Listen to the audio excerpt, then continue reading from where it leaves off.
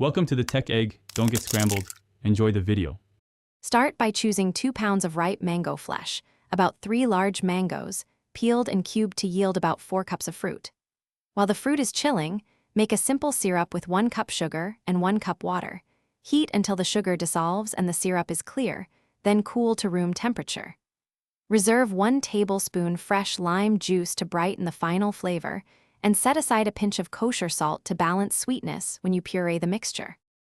Place the chilled mango cubes in a blender or food processor and add the cooled simple syrup.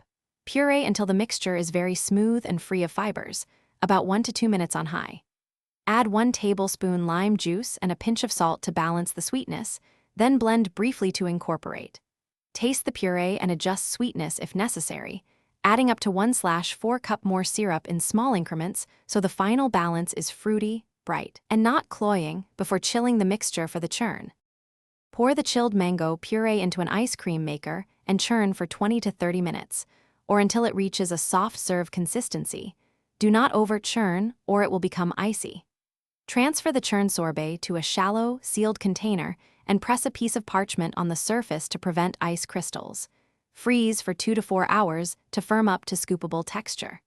When serving, let the container sit at room temperature for 5 minutes before scooping. Then garnish.